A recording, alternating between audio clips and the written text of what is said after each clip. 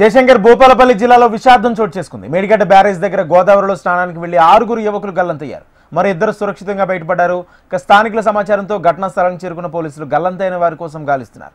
అంబటిపల్లికి చెందిన మధుసూదన్, శివమనోజ్, రక్షిత్, సాగర్తో పాటు కొర్లకొంటకు చెందిన పాండు, హనుమకొండలోనే చదువుతున్న రాహుల్ గల్లంతైనట్లు తెలుస్తుంది. అంబటిపల్లికి చెందిన శివమణితో పాటు మరో యువకుడిని సురక్షితంగా కాపాడారు. అయితే యువకులు గల్లంతి ఘటనపై మంత్రి శ్రీధర్ బాబు స్పందించారు. తక్షణమే సహాయక చర్యలు చేపట్టాలని అధికారులకు ఆదేశాలు జారీ చేశారు.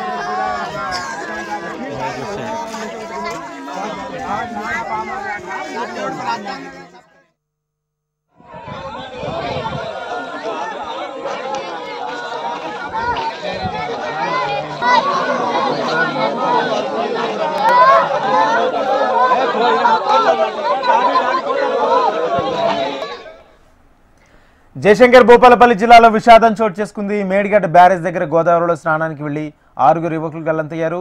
మరో 2 సురక్షితంగా బయటపడ్డారు. స్థానికుల సమాచారంతో ఘటనా స్థలం చేరుకున్న పోలీసులు గల్లంతైన వారి కోసం గాలిస్తున్నారు. ఇదే అంశానికి సంబంధించి పూర్తి సమాచారం మా ప్రతినిధి అనిల్ అందిస్తారు. అనిల్, జయశంకర్ భూపాలపల్లి జిల్లాలో ఒక 6 యువకులు గోదావరిలో స్నానానికి వెళ్లి గల్లంతు కావడం జరిగింది. సాయంత్రం 6 గంటల ప్రాంతంలో అంబాట్పల్లి గ్రామానికి చెందిన 4గురితో పాటు మరో గ్రామానికి చెందిన 2 వ్యక్తులు, మొత్తం 6 వ్యక్తులు నదీ స్నానాని కోసం అయితే దిగడం జరిగింది. మేడిగడ్డ బ్యారేజ్ దగ్గర ఈ సంఘటన చోటు చేసుకోవడం జరిగింది. అయితే ఈ ప్రాంతంలో అధిక లోతుందనే విషయం వాళ్ళకి తెలియకుండా ఆ నది లోపలికి స్నానం చేయడానికి వెళ్లిన సమయంలో ఈ ప్రమాదం జరిగినట్టు చెప్పడం జరుగుతుంది.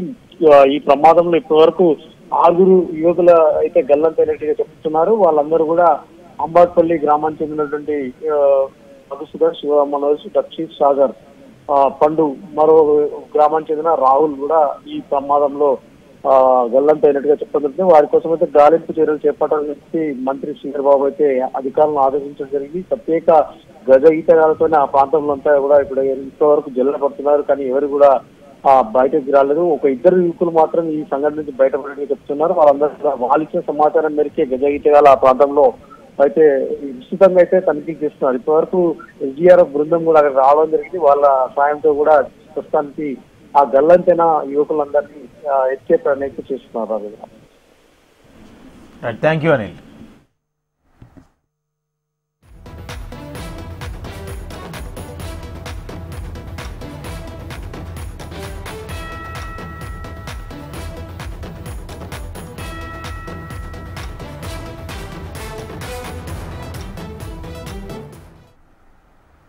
We updates